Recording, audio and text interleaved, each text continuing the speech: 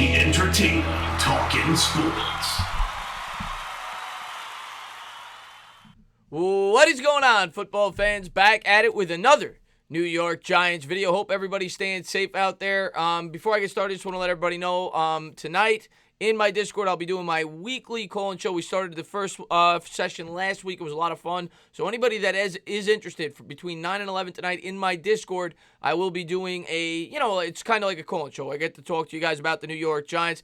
Anyone interested, the link will be below. I'll also put it in the pinned comment. So hopefully you guys come on by for that. I'll also have another video up, or at least a plan to have another video up, talking about some of the players that I could see doing very well in the Jason Garrett new offense on the New York Giants football team, and some players who may struggle. I had another video idea as well presented by you guys, but I'm kind of waiting until the rookie contracts come out before I speak on who I think may be in the New York Giants' long-term plans. But in this video, I'm going to talk about a topic that was widely requested by a lot of you guys, in some of my videos regarding the newly proposed Rooney Rule, which is going to be voted on. I'm going to look at both sides of the spectrum. I'm going to, show you guys the evidence, and then in the end, I'll give my opinion. A lot of people have talked on this. I saw OGR made a video on this. I saw Kid Blue make a video on this, along with a lot of other people.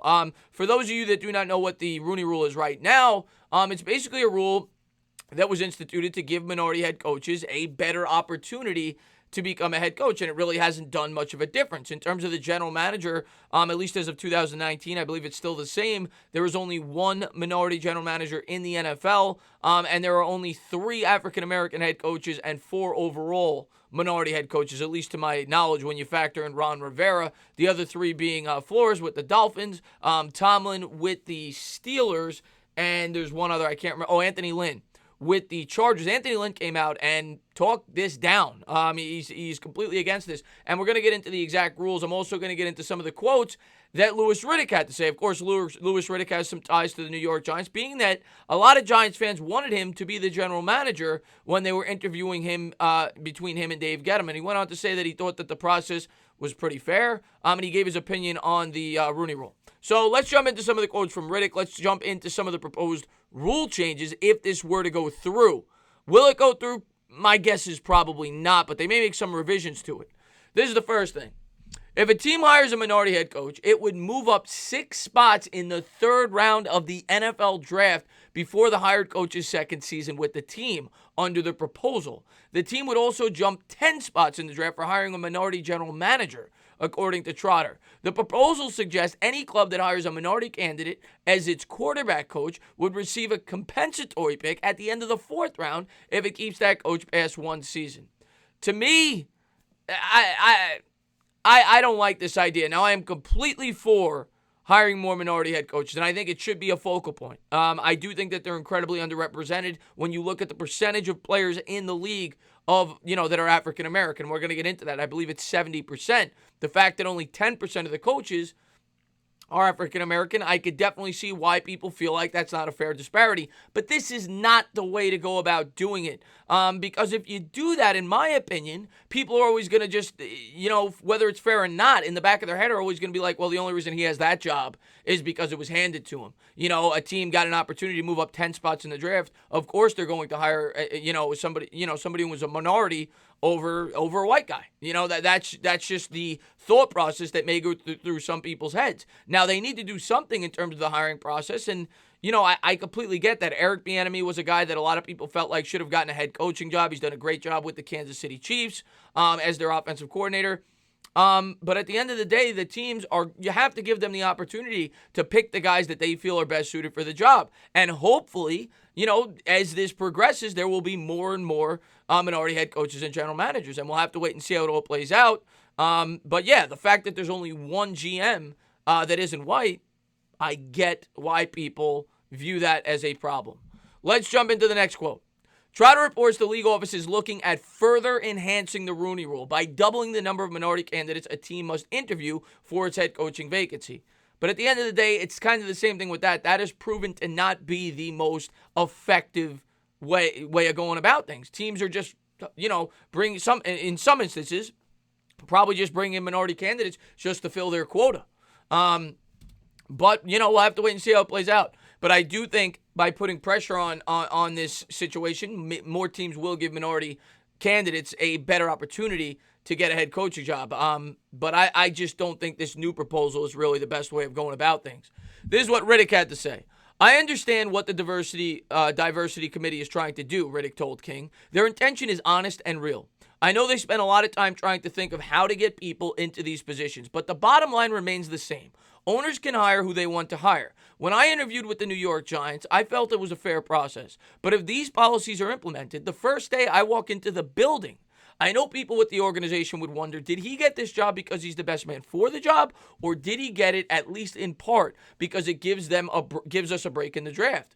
On the first day of the job, that team would be undermining its own hire by injecting doubt in the minds of those people who work in the building.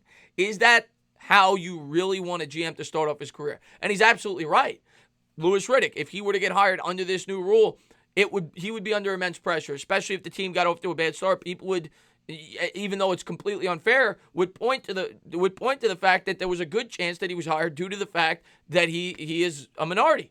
That is unfair. But I do think that this process also is unfair. You should not award teams better draft picks. I actually think it's ridiculous, to be completely honest with you, that this is even proposed. Do they need to come up with something? Absolutely, but this is not the right way to go about doing it. He later goes on to say, owners need to answer the questions about why the numbers are the way they are. Nobody wants to get a job they didn't earn. But of all the minority scouts who have risen up to be pro or college scouting directors, you cannot tell me some of them are not qualified to be GMs. If it's not racism or they're qualified, then what is it? We tend to surround ourselves with people who we're comfortable with, people who we've shared experiences with. How do you then branch out and get different people in your circle? You have to spend time with them, learn them. If the very first time minorities are meeting these owners is an interview for the GM job, how are you going to get a fair shot? That's a great point he brings up. That's a great point he brings that up. And it's like with anything in life, it starts from the bottom up. So yes, I agree with him here. He's basically saying these minority candidates that are being hired in these, starting positions, similar to a guy like Joe Judge, who kind of started out as he was really a special teams coordinator throughout. But there are coaches who, Brian Flores, I think he started as a scout if I remember correctly, and he slowly moved up through the ranks. And that's where it starts. It starts from the bottom to the top. And the guys that are getting the initial opportunity, what he's basically implying is they're not moving up through the ranks, and they're not. And that is why they're not getting the opportunities. But you can't force it with a policy like this. Next thing, the Dolphins' Chris Greer became the NFL's lone minority GM after longtime Ravens personnel Ozzie Newsome stepped aside this winter, and the Raiders fired Reggie McKenzie. So right now, at least as of 2019, maybe it's changed as of this year, the Dolphins have the only minority GM in the NFL. And you look at the name there, Ozzie Newsome did a great job with the Baltimore Ravens.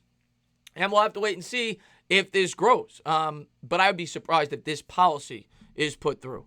And then finally, the NFL, a league of 32 teams and roughly 70% black players, has 3 black full-time head coaches. It is both the same total as in 2003. So you're talking 17 years, when the league adopted the Rooney Rule to promote hiring diversity. And the same number employed by the 8-team XFL. So there you go. The XFL had 8 teams and 3 were minorities, which is almost 50% of the league. The NFL obviously only representing 10% of the league. So that is where the debate begins. And I think it's a fair one. And I think I definitely think it's something that needs to be brought to light. I agree with that. And, throughout the course of history, not that I'm comparing this, but baseball, obviously there were problems in the beginning. Jackie Robinson broke the color barrier.